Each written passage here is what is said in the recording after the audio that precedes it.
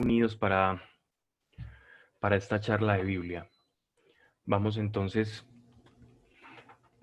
a abrirle nuestro corazón al Señor para que pueda entrar en este momento. Vamos a eliminar por completo todo aquello que nos esté distrayendo. Y miren que muchas veces las distracciones no solamente son las físicas o las externas, bien sean como los elementos accesorios a lo que estamos viendo, sino sobre todo las distracciones mentales. Y no hay mayor distractor que la preocupación. Todos pasamos necesidades, tenemos problemas y Dios lo sabe.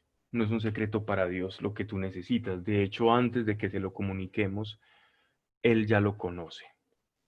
Entonces, quiero principalmente hacerles una petición para que podamos encarar esta oración y este momento con Dios y dedicárselo plenamente a Él. No solamente con nuestros oídos, sino con todo nuestro corazón. Miren que muchas veces cuando leemos el primer mandamiento, dice: amarás al Señor tu Dios con todo tu corazón y con toda tu mente.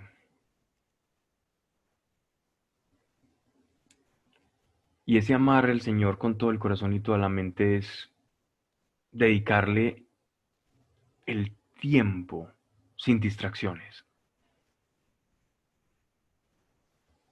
No importa qué está pasando alrededor tuyo. Sabemos que acudimos a este tipo de charlas para poder arañar un poquitico más de lo que es la voluntad y la revelación de Dios mediante su palabra, pero aléjate de todo eso, sácalo, para que puedas, porque sé que amas al Señor, puedas también hacerlo con toda tu mente, no con una parte, sino con toda. Y haciendo esto, vamos entonces a hablar con nuestro Padre de los cielos.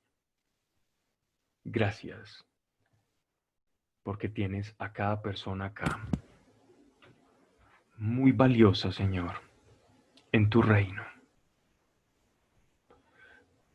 Tus hijos somos muy valiosos para ti, tanto que has dado tu vida por cada uno, Señor. Padre, te entregamos este momento de todo el día para ser edificados por tu palabra que habla a todos los niveles.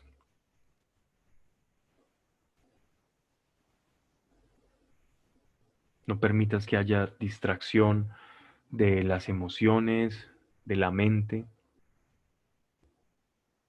ni exteriores tampoco, para darte este tiempo, Señor, y glorificarte en él. Señor, que aquí no se digan cosas que no estén de acuerdo a tu voluntad o a tu palabra, porque es tu palabra la que nos interesa el día de hoy. Es la que nos trae, Señor, día a día para nutrirnos y ser edificados por ella, porque es la única que unida al Espíritu tiene el poder para transformar vidas. Señor, gracias, Señor. Gracias por tu voluntad, gracias por tu poder y por lo que aprenderemos de ti, Señor. A continuación, bendito seas por siempre, Señor. Amén. Bien, vamos hoy entonces a introducirnos en otro gran libro del Antiguo Testamento.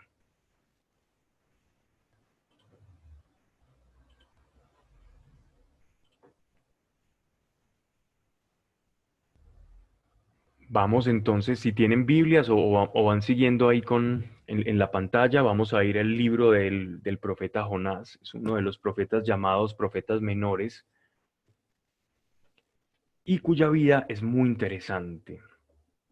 Sin embargo, como ya se ha hecho frecuente, me gustaría un poco hacer un pequeño prólogo antes de iniciar este libro para entrar como en el tema central. Y, y quisiera hablar un poco de lo que consideramos como la voluntad de Dios. ¿Han notado cuántas veces nosotros en oración o en nuestro diario vivir, porque ya se nos ha vuelto hasta una muletilla decir que se haga la voluntad de Dios o que sea lo que Dios quiera, o yo quiero que Dios me muestre su voluntad. Es una oración muy recurrente en todos nosotros y se va a escuchar mucho dentro del mundo cristiano, dentro de la iglesia, es decir, hágase tu voluntad. Pero, ¿cuánto nos hemos detenido realmente a pensar qué es la voluntad? ¿De dónde viene esa voluntad? ¿Cuál es esa voluntad? ¿Qué tanto quiero seguir por imitación de Cristo? Inevitablemente nos vamos a tener que ir al término voluntad, que es un término que viene desde el latín, que implica la palabra querer. La voluntad y el querer están estrechamente ligados. La voluntad es un querer. Y si andamos un poco en el misterio de la personalidad y los atributos de Dios, vemos que Dios quiere cosas. Si Dios tiene una voluntad, significa que Dios quiere cosas. Y si Dios quiere cosas y Dios todo lo puede hacer, según nos cuentan los salmos, según nuestro Señor Jesucristo también dice cuando está en medio de la oración y dice, Señor, pasa de mí este cáliz, Él dice, tú lo puedes hacer, pero que se haga tu voluntad. La pregunta es, o a la conclusión que llegamos mejor es, si Dios quiere cosas y puede hacer todo, ¿por qué no las hace? Si Dios puede realizar todo aquello que quiere, ¿por qué no lo hace? ¿Qué impide al omnipotente, omnipotente, el todopotente, el sempiterno, siempre eterno Dios, no hacer las cosas? Y aquí es donde entra en juego un elemento que es la libertad. La libertad es el impedimento para que Dios haga su voluntad. Pero ojo, la voluntad no solamente es impedida por la libertad, porque la libertad también puede ser la herramienta para que Dios haga su voluntad. Cuando estamos pidiendo, mientras estamos orando, Señor, es que yo quiero que se haga tu voluntad en mi matrimonio, es que yo quiero que se haga tu voluntad con mis hijos, haz tu voluntad en mi vida, danos nuestro propósito. Esa oración que yo estoy haciendo tiene algo ahí escondido y es, Señor, ¿cómo voy a hacer uso de mi libertad para no impedir tu voluntad? Miren la relación tan estrecha que hay entre la voluntad de Dios y nuestra libertad. Dios quiere, Dios quiere contigo algo, Dios quiere contigo cosas, Dios quiere contigo hacer cosas, Dios quiere contigo mejorar cosas. Y el conjunto de todas esas cosas que Dios quiere contigo va a determinar cuál es el propósito que Dios tiene con tu vida. Entonces, cuando preguntemos Dios o le pidamos a Dios que se haga tu voluntad, ¿qué tal si nos detenemos y pensamos, Señor, qué parte de mi libertad no quiere aceptar tu voluntad? Porque con la boca es muy fácil decirlo. Y suenan muy bonitos las oraciones. Cuando oramos, Señor, es que yo quiero que se haga tu voluntad, no me importa si tengo que sufrir, no me importa si tengo que pasar por este valle, por esta dificultad. Yo estoy listo, Señor, y quiero cumplir tu voluntad. Heme aquí, habla que tu siervo escucha. Sí, sí, hablamos muy a la ligera, pero verdaderamente cumplir o no la voluntad de Dios implica el sometimiento de la libertad. Y es que siempre vamos a poder decidir en todos los ámbitos de nuestra vida hacer o no la voluntad de Dios.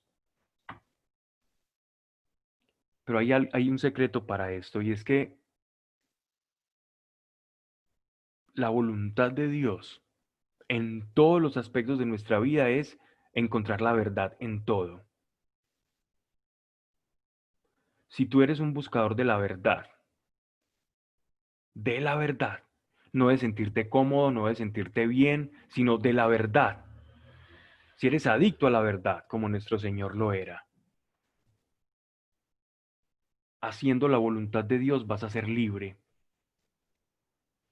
porque vas a descansar en que aquel que diseñó y planeó tu vida, que sabe cómo está constituido todas las leyes del universo, de la materia, del espíritu, de la mente, vas a poder descansar en él y ahí vas a hallar la libertad. Cuando dejas a Dios ser cabeza y a nuestro Señor ser cabeza de ti, ahí vas a hallar la verdadera libertad y vas a saber qué papel cumples. Pero en este momento, cabe que hagamos la reflexión y es siempre que diga, Señor, hágase tu voluntad, para todo lo que estés haciendo, toda actividad de tu mente y piensa, ¿qué parte de mi libertad tengo que entregar? ¿Aún tengo que enterrar? ¿A cuál parte tengo que morir de lo que me gusta o no me gusta para hacer tu voluntad? Este es un trabajo de todos los días, para todos, para quien esté más cerca de Dios como el que esté empezando, para el que esté empezando y esté más cerca de Dios que el que lleva mucho tiempo y esté más lejos. No importa el tiempo, siempre va a ser la constante en la vida de todo hombre y mujer de fe. Preguntarme qué parte de mi libertad no está de acuerdo con lo que tú quieres, del uso que yo tengo de mi libertad. Y ese es el impedimento. Pero aún diremos que Dios puede, en medio de su soberanía, mostrar que tu libertad también puede estar condicionada a su soberanía. Incluso desmembrar, desbaratar, desarticular, deconstruir todo aquello que tú creas de Él, del mismo Dios. Cosas incluso que te sirvieron en el pasado, Dios encargar de desarticularlas y mostrarte otro camino. Y esto fue lo que le pasó al profeta Jonás, del que vamos a hablar. Sobre todo el texto nos va a introducir al misterio de la voluntad de Dios y cómo cosas que creemos como algo pétreo, fuerte, sobre Dios y de su comportamiento para con nosotros, incluso son derrumbadas por una palabra o por algo que Dios nos pide. Y nosotros creemos conocer a Dios en algo y después nos sorprende, que creemos que su misericordia tiene un alcance y aún nos sorprende más, mostrándonos que su misericordia no tiene límites. Y hay una enseñanza de la voluntad aquí muy bonita que hay que comprender. Y qué bueno es poder caminar sabiendo cómo responder a esa voluntad. Porque quien alcanza al querer de Dios o quien se comporta como el querer de Dios o conforme al querer de Dios o al corazón de Dios, ese va a hallar paz en su corazón, va a hallar tranquilidad.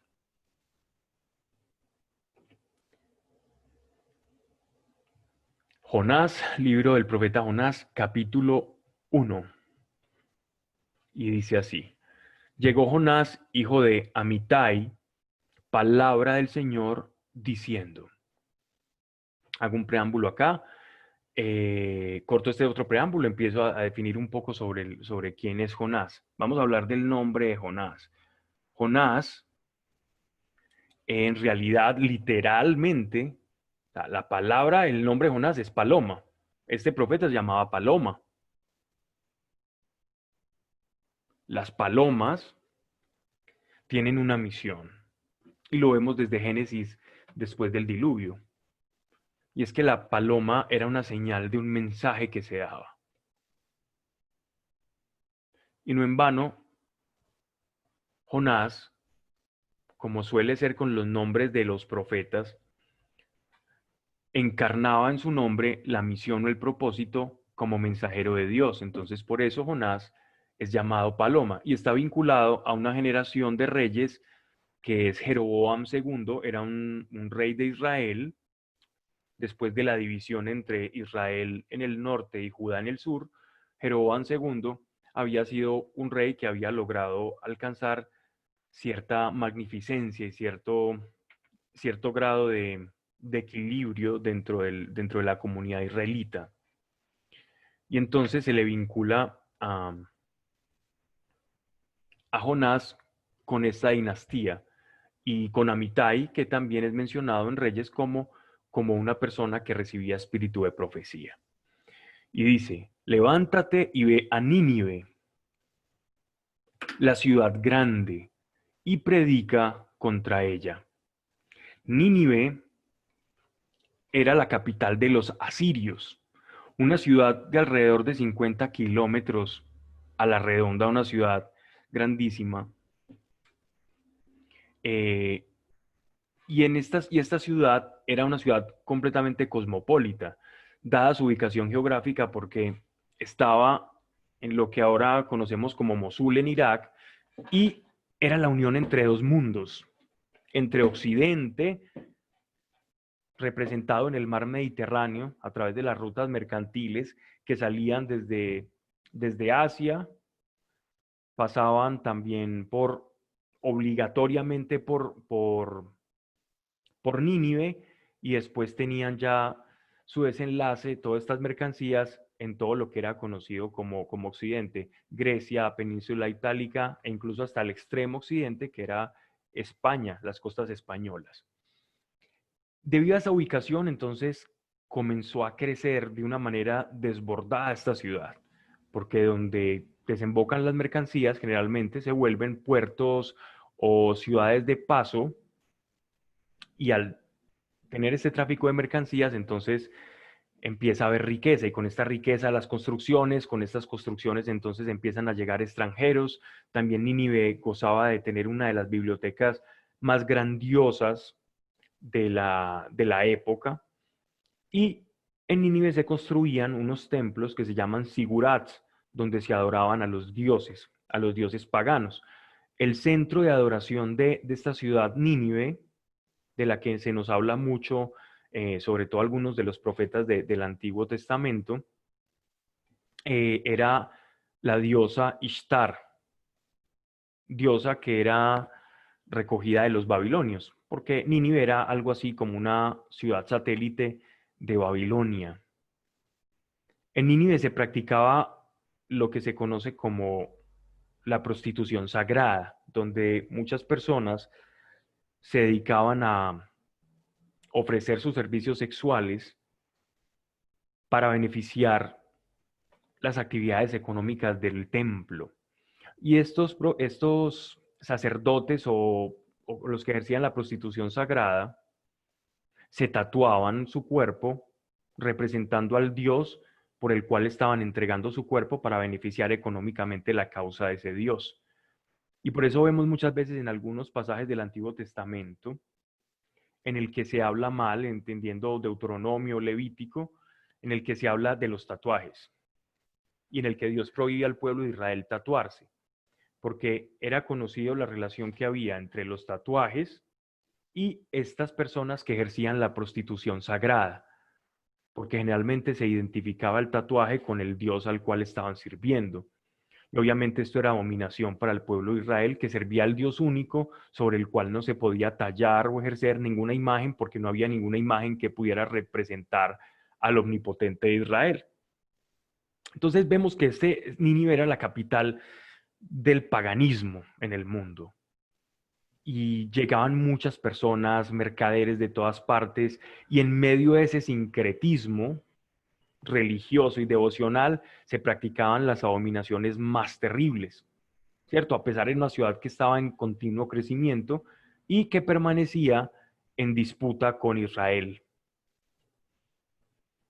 De Nínive podemos decir también que incluso se ha dicho que los jardines colgantes que se le otorgan a Babilonia como ciudad, hay muchos eruditos que han cuestionado que los jardines colgantes estuviesen en Babilonia y los han situado en la ciudad de Nínive porque tenía afluentes de agua mucho más ricos que los que tenía Babilonia, que tenían que traer el agua y desbordarla desde otra parte. Entonces era más fácil tener esos jardines en la ciudad de Nínive. Entonces tenemos una ciudad grande, como lo está diciendo acá entonces el profeta Jonás, ¿cierto? Dios le dice, levántate y ve a Nínive, la ciudad grande, porque 50 kilómetros no son para nada desdeñables. Era una ciudad que según algunos historiadores se recorría 3 días a pie, pero ojo, 3 días a pie son 50 kilómetros. No significa la literalidad de 3 días a pie, las 3 días caminando, con su día y con su noche a pie, sino que era una expresión para referirse como a que era algo muy grande. Era una exageración, una hipérbole.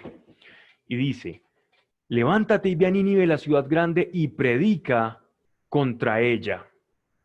Ojo, porque eso es completamente nuevo. Nótese que hasta ahora todos los profetas de Israel profetizan en Israel.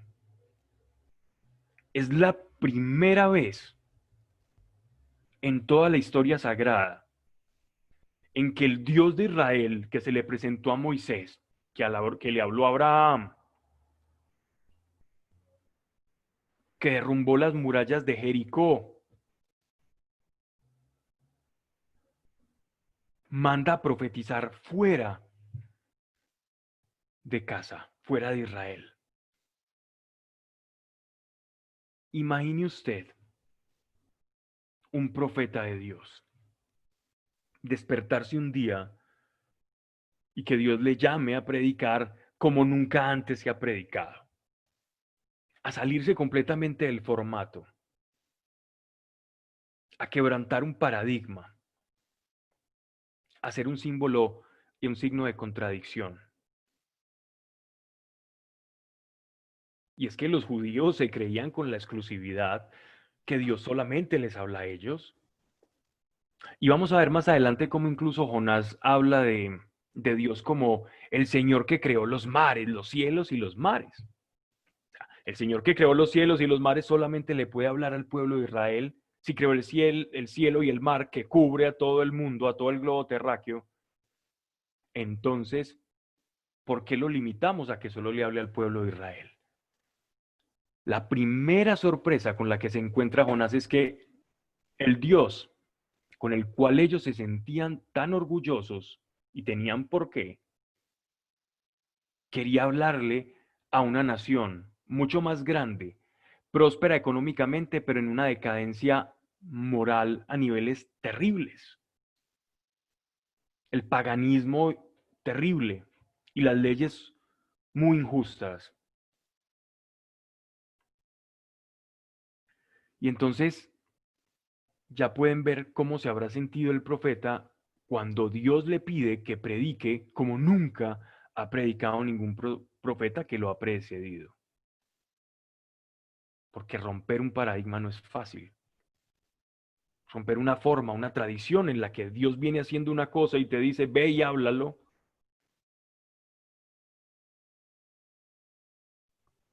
Eso cuestiona. Y dice, el motivo de su predicación es esta, pues su maldad ha subido ante mí. Su maldad ha subido ante mí. Es como si el pecado fuera contaminación, es como si fuera polución. Como vimos la ciudad de Medellín o la ciudad de México, por tantos carros y por la condición en la que se encuentran, como cuando vas subiendo la montaña, subiendo por las palmas y vas viendo toda la polución. Lo puedes ver, incluso me sorprendí en estos días que salí un poco más lejos de lo que normalmente estaba saliendo y la claridad con la que podía ver las montañas. Cuando salí en el carro y me iba desplazando y la claridad con la que podía ver la definición, las montañas, todo lo que se ve. Hagan el ejercicio en estos días que hay menos carros y van a ver una claridad, casi como si el astigmatismo se desapareciera por completo. Y esto es más o menos lo que ocurre con el pecado. Es como si el pecado fuera una polución que sube. Y era tanta la polución, tanta la contaminación de esta ciudad de Nínive, que ya estaba apestando las narices de Dios. Pero a enviar a uno, como nunca antes lo había enviado, a predicarle a los de Nínive, una ciudad que incluso no se llevaba bien con Israel y que era mucho más fuerte militarmente que Israel. Levantóse Jonás para huir lejos de Dios a Tarsis. Bajó a Jope y halló un barco que estaba para ir a Tarsis. Pagó el pasaje y entró en él para irse con ellos a Tarsis, lejos de Dios. Miren la ingenuidad de Jonás y la idiosincrasia del pueblo de Israel, porque el profeta encarna cierta parte del pueblo. Ojo, los profetas llevan en su corazón una parte de la identidad cultural, ideológica y de cómo está el corazón del pueblo. ¿Y qué está encarnando Jonás? ¿Qué nos está transmitiendo este Jonás? Un hombre que cree que se puede huir a Dios, que puede huir de Dios, que se puede escapar de él, simplemente desplazándose a un territorio muy lejano. Y es que aquí el geógrafo nos presenta un cuadro muy simpático porque Tarsis era la parte más occidental, era precisamente costas españolas, alejándose desde lo más oriental hasta lo más occidental posible, como si fuera tan fácil escaparse de Dios. Entonces, nótese que había cierta tendencia ambiental en los judíos de ver como la capacidad de Dios como meramente territorial, como el Dios de un territorio. Y esta es una idea que Dios ya había ido borrando del pueblo de Israel con Moisés. Porque desde Abraham hasta Moisés hay una diferencia muy grande de revelación. Y esta diferencia se materializa en que después de Moisés, el pueblo de Israel fue comprendiendo que el Dios de Israel no era un Dios territorial, circunscrito solamente a una actividad sobrenatural en un territorio, sino que era el Dios de todos los dioses, era el único Dios y que había hecho todas las cosas y que no había nada más trascendente fuera de él, que era el único Dios. Entonces, esta revelación, pese a que ya está en los textos, en toda la ley de Moisés, no podemos verla reflejada en Jonás. Así que Jonás tenía cierta idea de que podía esconderse de Dios. Él dijo, ¿cómo es posible que voy a ir a Nínive a predicar esta palabra? A decirles que son unos pecadores, unas personas que ni siquiera conocen la ley. Y si ellos no conocen la ley, entonces ¿cómo les voy a decir qué es pecado o qué no? Y miren que esto nos pasa muchas veces a nosotros, cuando vamos a hablar el evangelio a otra persona. ¿A quién no le ha pasado? Explicar algo que para ti ya es muy claro que es pecado y que ofende a Dios y que sube apestoso como alquitrán y se queda a las narices de Dios. ¿Cómo eso que ya es una verdad y una revelación para ti, cómo transmitirlo a otro que ni siquiera conoce al Señor o no se ha acercado al Señor? Y esto ha sido piedra de tropiezo para la predicación. El vernos enfrascados en esos dilemas morales y cómo explicarle a otra persona que eso que está haciendo no está bien. Entonces, ¿qué optamos? Primero conozca a Dios y que sea Dios quien revela que está bien o que no al corazón. Pero la tarea de Jonás era peliaguda porque iba a predicarle a un pueblo que no conocía a Dios, que lo que estaban haciendo estaba llegando y apestando a las narices de Dios.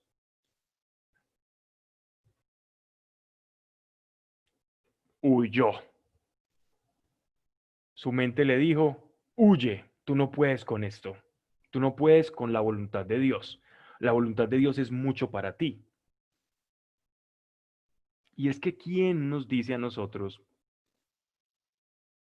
que la voluntad de Dios depende de tus capacidades? ¿Quién te dice que el propósito de Dios depende de tu capacidad para hacerlo? Dios no necesita de tu capacidad. Dios necesita de tu libertad. Señor, hágase tu voluntad. Señor, dime cómo uso mi libertad para hacerla, porque las capacidades las va a poner Él. Señor, ¿y qué hablaremos? Pues el Espíritu en su momento les dirá qué hablar. Y cuando nos apresen, ¿qué diremos? Le preguntaban los apóstoles. El Espíritu que mora en mí y morará en ustedes, les dirá en la hora, en el momento justo, qué deben hacer, o qué deben decir, o si deben callar. Entonces el Señor lo que necesita de ti no es tu capacidad. Ah, es que como yo estudié esto, es que como yo tengo estos recursos económicos, el Señor me va a usar para poder viajar por todo el mundo, o como yo tengo entonces esto, el Señor lo va a usar para eso. No, Dios no necesita de nuestras cosas para hacer su voluntad. Lo que le es indispensable para hacer su voluntad en nuestra vida es nuestra libertad. ¿Y cómo se manifiesta el uso de la libertad? Con una decisión. Una decisión es cuando yo ya determiné qué voy a usar, qué voy a hacer con mi libertad. La decisión es el sí o el no de mi libertad. Y eso es lo que necesita Dios. Tú sí o tú no. Eso es lo que Él está buscando. Todos hemos visto en nuestras vidas cuántas veces le hemos dicho no a Dios y cómo te ha ido, cómo me ha ido. Mal. Por lo tanto, sabemos que por la experiencia la voluntad de Dios es buena, agradable y perfecta. Porque cuando hacemos su voluntad vemos que trae frutos y frutos apacibles. Entonces salimos ganando haciendo la voluntad de Dios, pero Jonás creyó, pensó como nosotros pensamos. Señor, ¿y cómo voy a hacer eso que me estás pidiendo? Y huyó. Huir de Dios. En su ingenuidad intentó huir de Dios. Y entonces tomó un barco allá en Jope, Jope es una ciudad que queda, era una población, más que una ciudad cercana a lo que ahora conocemos como la capital de Israel, que es Tel Aviv, ciudad costera, sale a Jope, allí tomó una embarcación fenicia y los fenicios, pagando un dinero, lo iban a llevar a Tarsis, hasta España. De Israel a España. Wow. Y allá se embarcó y prosigue la historia. El Señor levantó en el mar un violento huracán, y fue tal tormenta en el mar que creyeron se rompía la nave. Llenos de miedo, los marineros invocaban cada uno a su Dios y echaron al mar lo que llevaban en la nave para aligerarla de ello. Bien, miren la fe de todos estos marineros, y es que si habían personas supersticiosas dentro del mundo antiguo, eran los marineros. Gracias a los marineros es que se llevaban de un lugar a otro todos los mitos y las leyendas del kraken, de los monstruos marinos, de las sirenas. Eran famosos cuenteros y también eran conocidos porque de ir de tantos lugares, de isla en isla, de puerto en puerto, desembarcando de lugar en lugar, se iban llenando de todo el folclore y de las religiones y de las devociones y prácticas de todos los lugares. Entonces, un barco era el sincretismo de deidades y de cosas donde cada marinero, dependiendo de la ciudad a la que pertenecía, tenía un determinado culto. Y todos al ver que el mar estaba tan embravecido en contra de ellos, entonces empezaron a intentar ofrecer sacrificios y hacer oraciones y cosas a sus dioses. Y eliminando la carga extra para poder maniobrar mejor con la embarcación. Y dice, Jonás, que había bajado al fondo de la nave, se había acostado y dormía profundamente.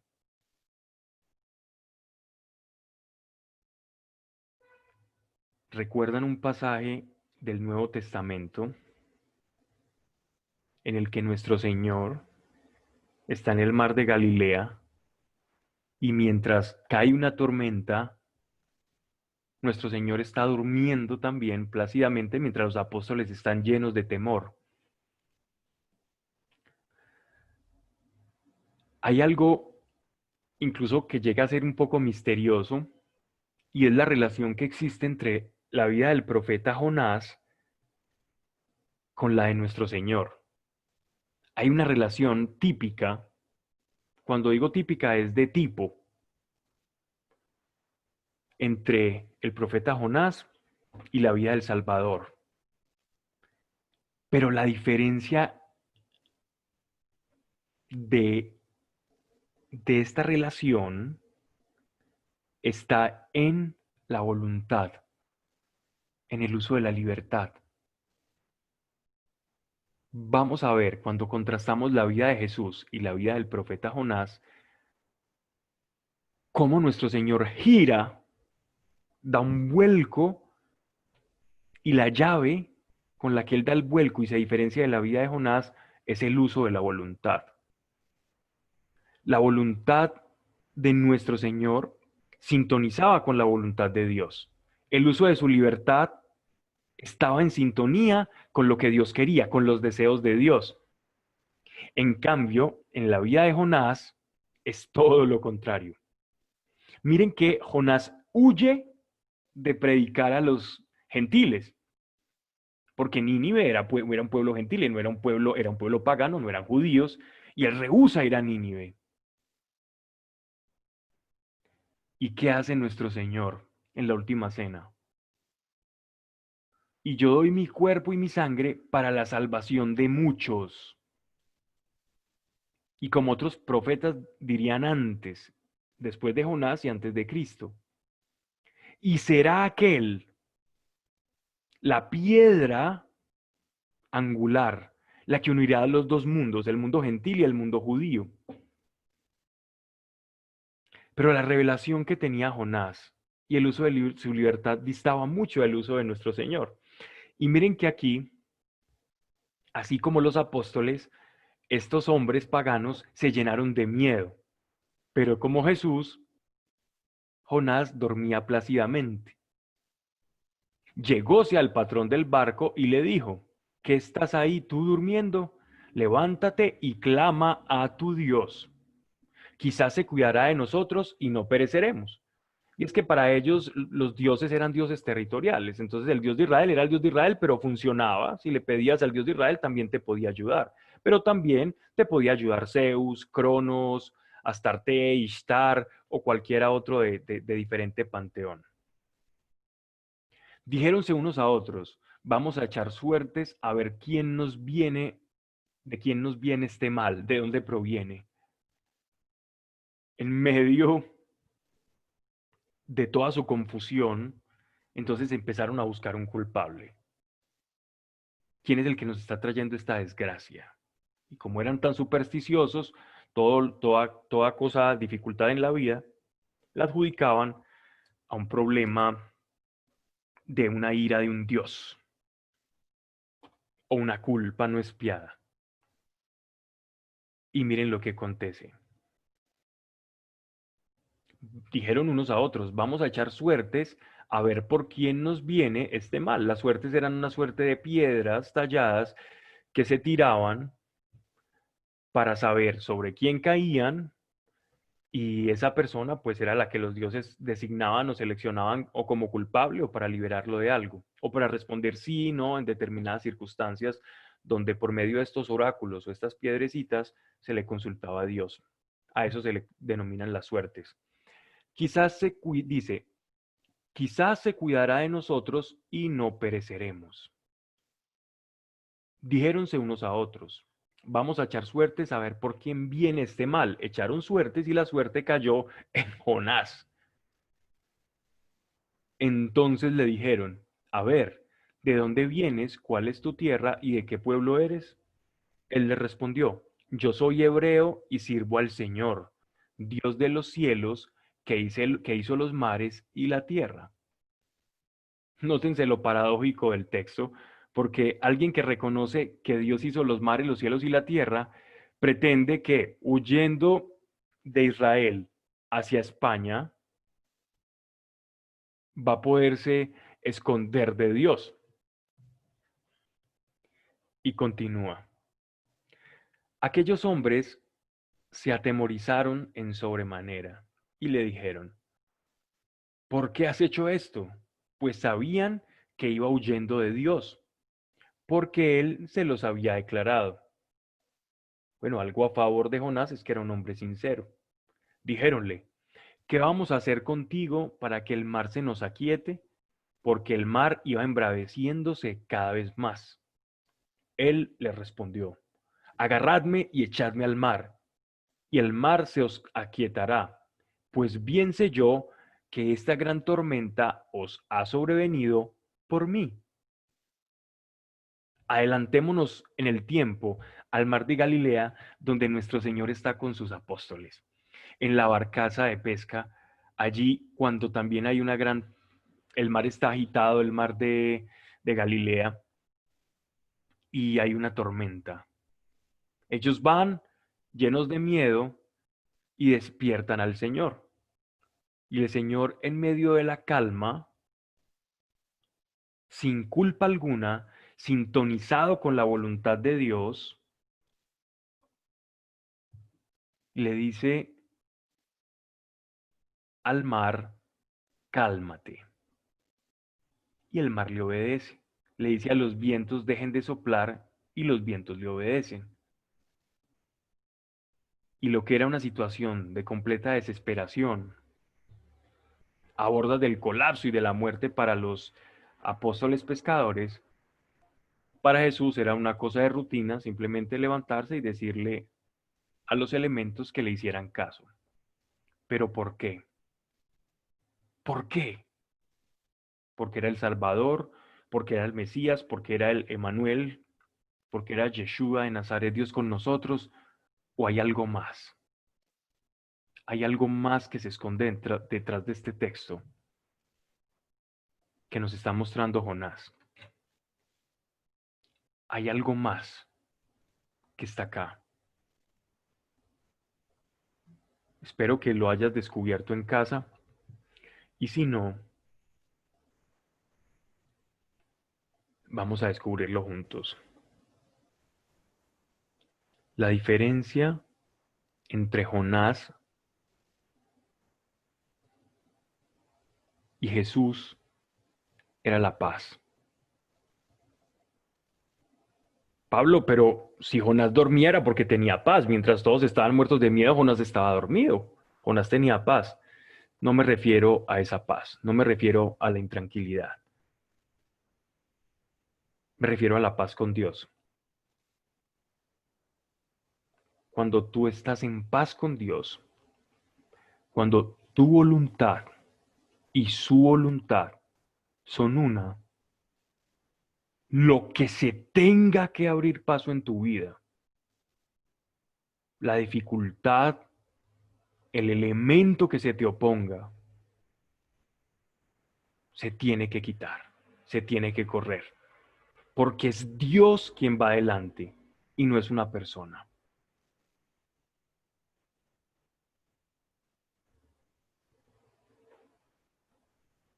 La diferencia que hizo que el mar se detuviese, que el viento y la lluvia era la paz con Dios que tenía nuestro Señor Jesucristo. Y Él dice, mi pasos dejo, mi pasos doy. Es decir, la sincronía, la sintonía, la comunión que yo tengo con el Padre, esa comunión y esa sintonía, ustedes también la pueden tener. Y Jonás, como era profeta, sabía que él no tenía esa sintonía. Es más, estaba desintonizado con Dios al punto en que se quería desintonizar completamente para no hacer su voluntad. Y miren lo que pasa cuando uno no está en sintonía con Dios. Todos los elementos y todas las situaciones se vuelven en nuestra contra. Cuando no tenemos paz con Dios, todo lo que te pasa es en tu contra. Cuando tienes paz con Dios, todo lo que te pasa es diferente. Cualquiera pudiera pensar que eso estaba en contra de nuestro Señor cuando estaba en el mar de Galilea. Él estaba dormido.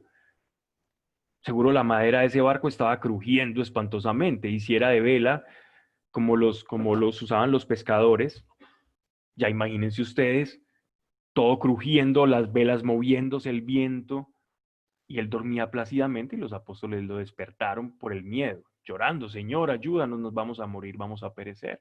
Hombres de poca fe. Y él detiene todo porque tenía esa paz. O sea, que lo que era un problema para ellos, que no tenían la paz con Dios,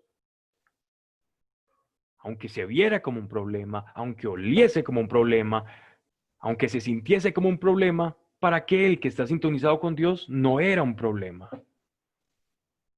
Era una oportunidad en la que Dios se podía glorificar. Y es que si nosotros tenemos paz con Dios, podemos expresar la fe. Pero dime qué fe vamos a poder expresar si no sentimos esa paz con Dios. ¿Cómo yo puedo expresar mi fe si no tengo paz con Dios? Así como la expresaron estos hombres de diferentes partes que estaban en rumbo en esta embarcación. Ellos expresaron su fe a una cantidad de dioses, pero esos dioses, obvio, no les iban a contestar, porque no son dioses reales. Pero el profeta Jonás, que sí sabía qué estaba pasando en su corazón, entonces conocía cómo se iba a calmar la tormenta. Y dice: Él le respondió: agarradme y echadme al mar, y el mar se os aquietará, pues bien sé yo que esta gran tormenta os ha sobrevenido por mí. Aquellos hombres hicieron polvorber la nave a tierra. Entonces se ve que eran unos fenicios, eran personas dentro de lo posible, eran personas buenas, que no simplemente iban a tirar a él por miedo, sino que estaban buscando desesperadamente tirar anclas para que quedar en tierra y poder desocupar el barco sin que nadie pereciera, porque además él había pagado unos estipendios, un pasaje para poder viajar a la ciudad. Pero dice: mas no pudieron, pues el mar cada vez más se embravecía. Entonces clamaron a Dios, o sea, al Señor de Israel, diciendo: oh Señor de Israel, que no perezcamos nosotros por la vida de este hombre, y no nos imputes sangre inocente. En ese momento se olvidaron de sus dioses y empezaron a orar por el Dios de Israel, por el Dios de los hebreos. Esa era su fe. Era una fe un día para una cosa, un día para otra cosa. Eso no se puede llamar fe. Pues tú, oh Señor, has hecho como te gustó. Y agarrando a Jonás, le echaron al mar, y el mar se aquietó en su furia. Temieron aquellos hombres a Dios y le ofrecieron sacrificios y le hicieron votos. Estos hombres comenzaron a experimentar cierta fe. Miren, este Dios es real, este Dios se toma las cosas en serio. Pero miren cómo la voluntad de Dios, las circunstancias y nuestra libertad siempre están girando, siempre están vinculadas. El querer de Dios junto a mi libertad, junto a las circunstancias. Esa ecuación de tres elemento siempre está jugando en nuestra vida, siempre está dando vueltas y girando. Cuando nuestra voluntad, o sea, nuestra decisión, nuestro querer, está en sintonía con el querer de Dios, las circunstancias ya no son hostiles. Y ojo aquí, porque la mentalidad de víctima es una enfermedad muy grande que se puede anclar en nuestra alma.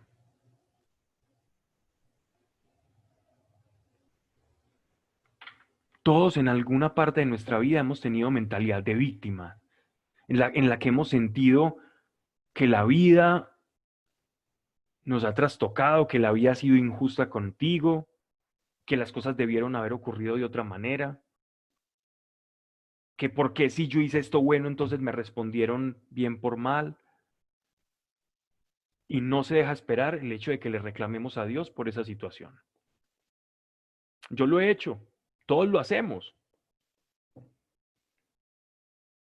y eso anida en nuestro corazón. Cuando anida en nuestro corazón, cuando tú permites que ese tipo de reclamos por las circunstancias que estás viviendo aniden en tu corazón, ese hecho de que hagan nidos comienza una metamorfosis, y esa metamorfosis empieza a hacer dentro de ti una mentalidad, un alma de víctima, a sentirte como una víctima de las circunstancias.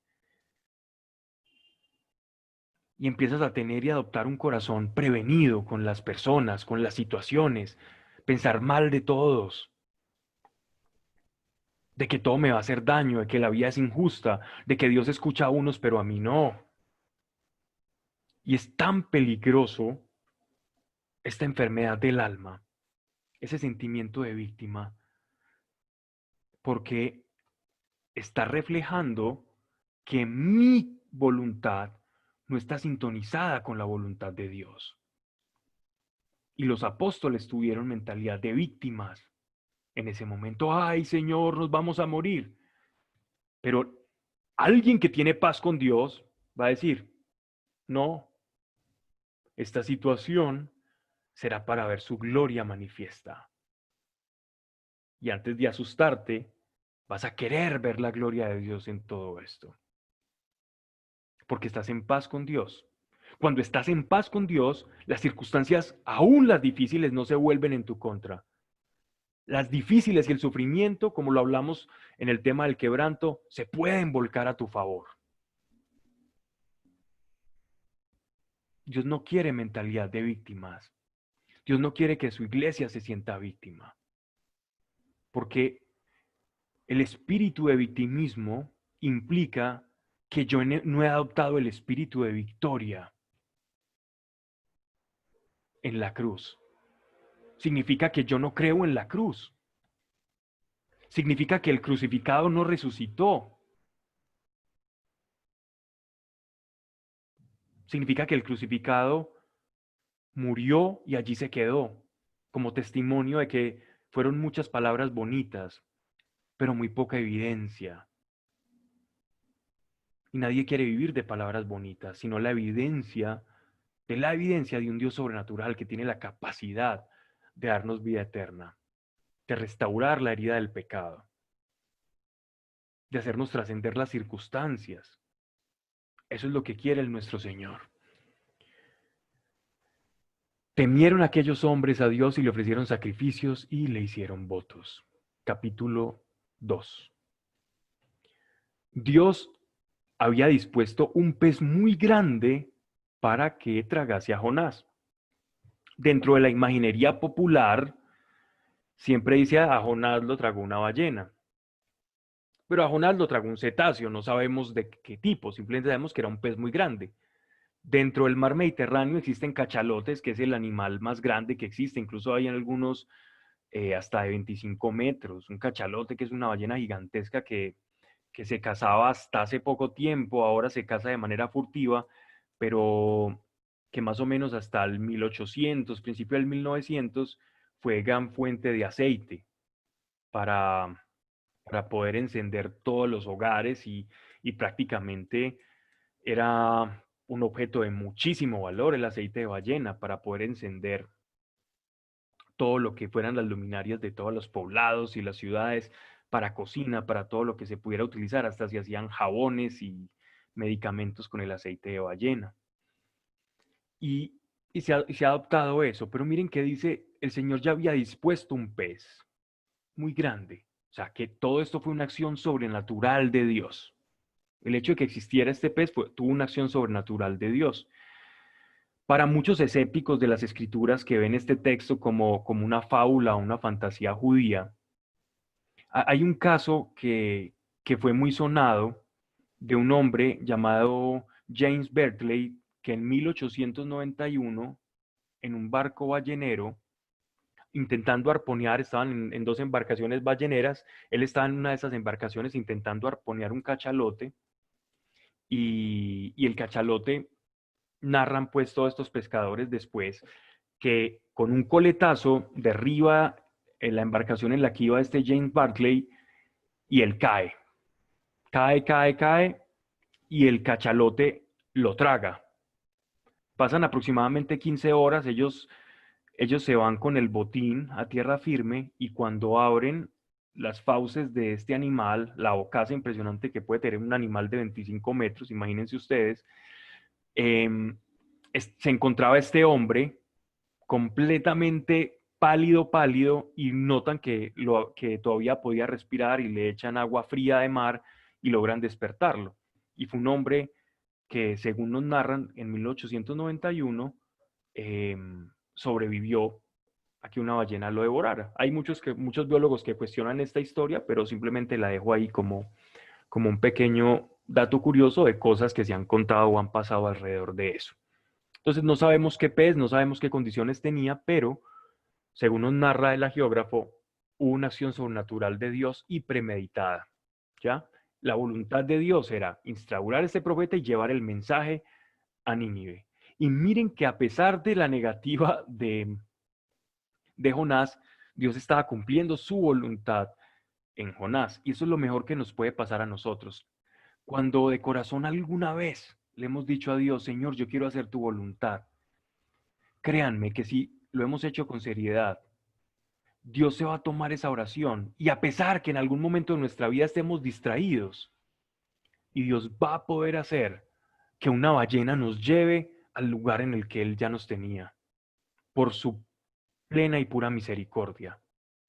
Va incluso a pasar por tu libertad de un momento determinado, porque un día de corazón le dijiste: Señor, hágase tu voluntad. Y Él haya escogido esa oración para poder intervenir en un momento en el que quizás estuviéramos más desprevenidos de su voluntad, y podernos volver a llamar a regreso, a hacer lo que Él nos mandó a hacer. Y esto veo que lo hace mucho tiempo, lo hace todo el tiempo. Lo ha hecho conmigo, lo ha hecho con muchas personas que veo sus vidas, cómo se alejan de Dios, y Dios los devuelve y los retorna. Y Jonás estuvo en el vientre del pez por 3 días y 3 noches. Quiero que reflexionemos acá, y si es posible que me ayuden para ir a Mateo capítulo 12 del versículo 38 al 41.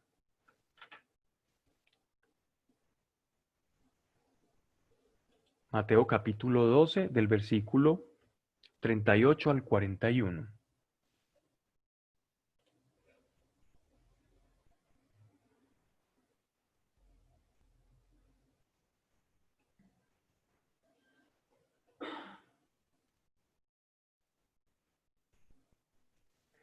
Entonces le interpelaron algunos escribas y fariseos y le dijeron: Maestro, quisiéramos ver una señal tuya.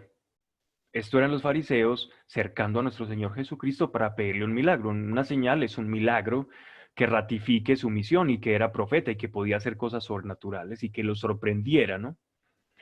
Él, respondiendo, les dijo: La generación mala y adúltera busca una señal, pero no le será dada más señal que la de Jonás, el profeta. Porque como estuvo Jonás en el vientre de la ballena 3 días y 3 noches, así estará el Hijo del Hombre 3 días y 3 noches en el seno de la tierra. Los ninivitas se levantarán el día del juicio contra esta generación y la condenarán, porque hicieron penitencia a la predicación de Jonás. Y hay aquí cosa mayor que Jonás. Esto pues refiriéndose al mismo, a su propia persona, la de nuestro Señor.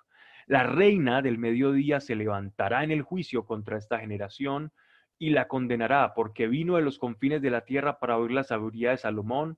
Y aquí hay cosa mayor que Salomón. Se está refiriendo a una localidad del norte de África. Cuando el espíritu impuro sale del hombre, discurre por lugares áridos buscando reposo y no lo halla. Entonces se dice, me volveré a mi casa de donde salí, y va y la encuentra vacía, barrida y compuesta.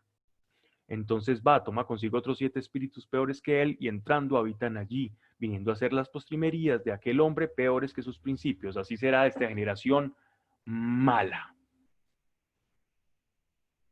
¿Qué pasa con esto? Miren que vuelve un paralelismo entre Jonás y nuestro Señor. Jonás, en medio de la voluntad de Dios, no acogido a la voluntad de Dios, sino huyendo de la voluntad de Dios, entra en el seno de un pez gigante, enorme, movido por Dios, y Jesús, por el contrario,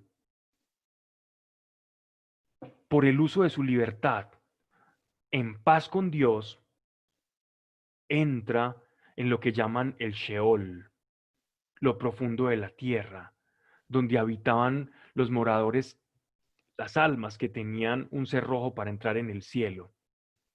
Es decir, su voluntad es morir por nosotros, siguiendo la perfecta sintonía del amor de Dios para con la humanidad. Y así como Jonás, la señal que les va a dar a los fariseos y a todos los que estaban contendiendo con él era la resurrección. La señal que va a recibir el pueblo de Israel es que va a estar dentro del seno de la tierra y que va a resucitar. No más señal iban a recibir. Y aún a pesar de eso, ellos no iban a creer, muchos, ni por los rumores de la resurrección, porque su corazón lo tenían cerrado. Mientras que la gente de Nínive iba a tener otra situación. Vamos a ver entonces de vuelta al libro de Jonás. La señal en este caso es la resurrección. ¿Cuál es la señal de Jonás? La señal de Jonás es su predicación. La señal de Jesús, en paralelo a la de Jonás, es la resurrección. Esa es la señal que ellos van a tener, que todos esos fariseos, que él va a vencer a la muerte.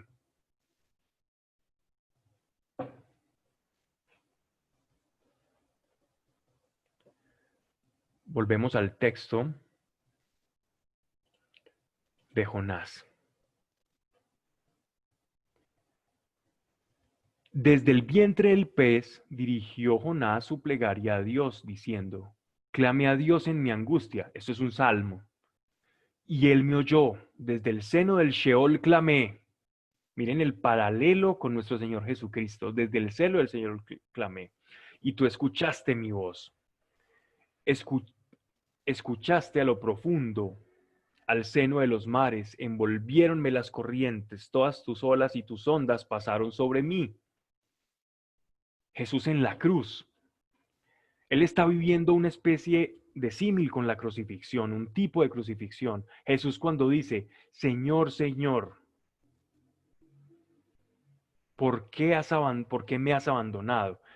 Con un salmo. Es la misma expresión que está utilizando Jonás cuando él siente que está siendo llevado al seno de la tierra donde habitan las almas que mueren, los cuerpos que mueren, donde habitan las almas. Y dije, arrojado soy delante de tus ojos, ¿cómo volveré a contemplar tu santo templo? Las aguas me estrecharon hasta el alma, el abismo me envolvió, las algas se enredaron a mi cabeza. Había bajado ya las bocas del Hades, la región cuyos cerrojos se echaron sobre mí y para siempre. Pero tú, Señor mi Dios, salvaste mi vida del sepulcro. Cuando desfallecía mi alma, me acordé de Dios y mi súplica llegó a ti, a tu santo templo. Los servidores de futiles vanidades abandonan su benevolencia, pero yo te ofreceré víctimas acompañadas de alabanzas. Te cumpliré mis votos. De Dios es la salvación. Dio el Señor orden al pez y éste vomitó a Jonás en la playa. Ojo, Siria no tiene playa. Entonces ya se pueden imaginar cuánto tiempo tuvo que haber caminado Jonás después de eso. Y que no siempre las maneras de Dios son como las esperamos. Imagínense ustedes ser vomitados por un animal de estos, el profeta. Ese fue el proceder de las circunstancias de Dios y fue para salvación. No siempre las circunstancias son como las esperamos, pero cuando son gloriosas, no importa la forma, si glorifican a Dios, va a tener pleno sentido en el contexto de toda nuestra vida. Y entonces Jonás prosigue en el capítulo 3. Llegó por segunda vez la palabra a Jonás diciendo, o sea que si él estaba oyendo a Dios, ya Dios no le estaba hablando como a su íntimo amigo, como le hablaba a los profetas. Si yo no estoy en sintonía con Dios y no estoy en paz con Dios, la única forma que puedo esperar en la que Dios me hable es a través de las circunstancias. Si yo no estoy en paz con Dios, Dios me va a hablar por las circunstancias. Si yo estoy en paz con Dios, puedo escuchar también su voz. Después de la oración, después de su arrepentimiento, después de que vio la providencia y lo decidido que estaba Dios a hablarle a los de Nínive para tener misericordia de ellos y enviar su palabra, se transformó para Jonás en una reconciliación nuevamente con él y volvió a escuchar la voz de Dios, porque ya su corazón estaba en paz con él, en paz con lo que lo rodeaba, sintonizado con la voluntad de Dios. Y miren que no se queja de la manera en que arribó a la playa, que no fue la más ortodoxa. Levántate y ve a Nínive, la ciudad grande, y pregona en ella lo que yo te diré. Levantóse Jonás y fue a Nínive, según la orden de Dios. Era Nínive una ciudad grande sobremanera, de 3 días de andadura. Comenzó Jonás a penetrar en la ciudad camino de un día y pregonaba diciendo, de aquí a 40 días Nínive será destruida. Entonces, imagínense la posición de Jonás, predicando a un Dios extranjero y la palabra de un Dios extraño y extranjero, en una ciudad completamente cosmopolita, rica, llena de templos por doquier, y diciendo que si no cambiaban su manera de comportarse, iban a ser destruidos en 40 días. Estaba exponiendo su vida en sobremanera. Y esto demuestra el grado de exposición en la que Dios había puesto a Jonás. Y por eso su miedo, ¿no? Por eso el temor. Las gentes de Nínive creyeron a Dios. Las gentes de Nínive creyeron a Dios y pregonaron ayuno y se vistieron de saco desde el más grande al más pequeño. Saco es lo mismo que otras traducciones dirán cilicio, ¿cierto?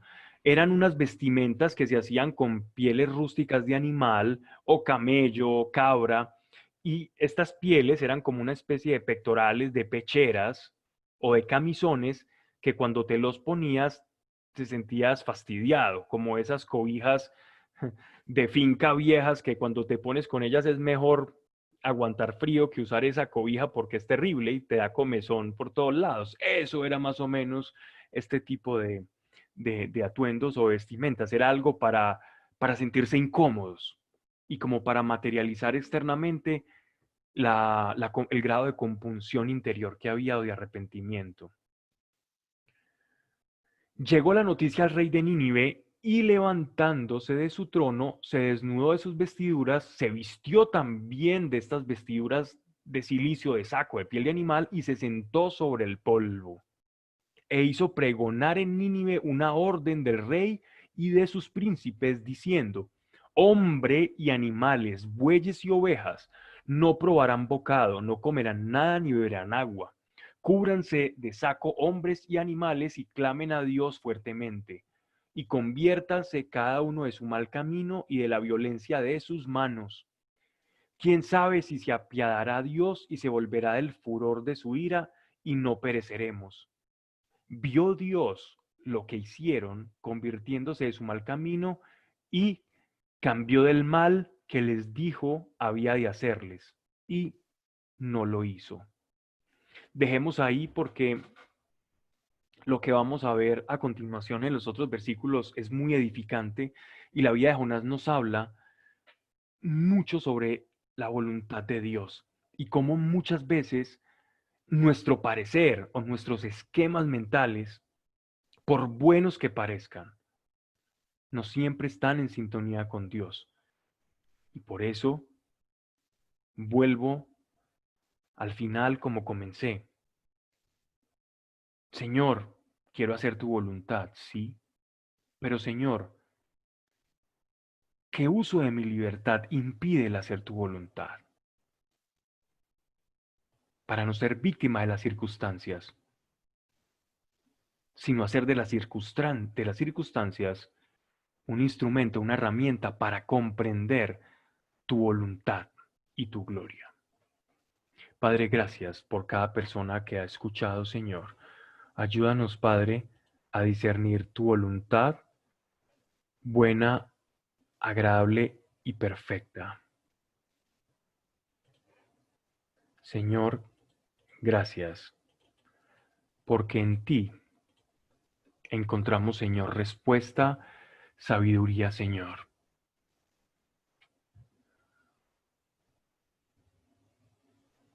Gracias, Señor, porque tu mano está sobre María Paula, Señor. Padre, tu mano poderosa en el nombre de Jesucristo, llevándose todo dolor y todo tormento, Señor. En el nombre de Jesucristo de Nazaret, Señor. Hazla elevarse por encima de sus circunstancias. Señor, gracias porque tu voluntad siempre es manifiesta en nuestra vida, Señor. Danos los ojos para verla, Señor. Abre nuestros ojos para ver cuál es tu voluntad, Señor. En el nombre de Jesús. Gracias, Señor. Gracias por Claudia Cecilia, Señor. En el nombre de Jesucristo de Nazaret, toca su corazón y la de su matrimonio, Señor. Tú sabes qué está pasando allí, Señor, y solo tu mano poderosa puede establecer una diferencia, Señor. Gracias por el empleo de Alejandra, Señor. Sea sorprendida en sobremanera, Señor, y en medio de todo esto que discierna tu voluntad. Gracias, Señor, por Isabel, y gracias por el empleo que tendrá, que ya tiene en ti, Señor. Gracias por María Eugenia Espinosa, Señor, en el nombre de Jesucristo de Nazaret, una alineación completa, en el nombre de Yeshua de Nazaret, en esos momentos donde se encuentre esta mujer, una alineación completa, Señor, y un balanceo de todo su sistema óseo, Señor. Hombros, cadera, pelvis, cada vértebra con su conexión, en el nombre de Yeshua de Nazaret, y todo nervio oprimido, Señor, cese en estos momentos, y que haya una alineación lumbar en el nombre de Yeshua de Nazaret. Gracias, Señor, por Alejandra, Señor, en el nombre de Yeshua de Nazaret, Padre, un toque purificador y sanador, Señor, y toda dolencia termina en el nombre de Yeshua de Nazaret y tomamos autoridad sobre todo dolor. Gracias por Sofía, en el nombre de Jesucristo de Nazaret, y más que por sus exámenes, Señor, hoy oramos por su rodilla, todo el tejido cartilaginoso que lo envuelve, todos los huesos que la componen en el nombre de Jesucristo de Nazaret. Haya un restablecimiento óseo en esta rodillita en el nombre de Jesucristo de Nazaret, Señor. Gracias por Oscar, en el nombre de Jesucristo de Nazaret, glorifícate en su vida, Señor. Gracias por la paz. Amén.